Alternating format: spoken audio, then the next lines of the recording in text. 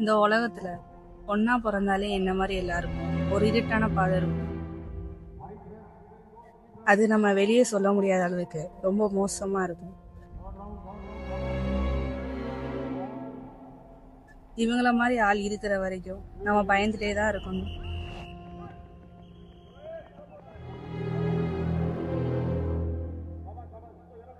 யாரோ எப்பவோ சொன்ன சில மூட நம்பிக்கையான அவங்களுடைய மரியாதை கௌரவம் எல்லாத்துக்கும் கட்டுப்பட்டு இருந்தா எதுவும் மாறாது.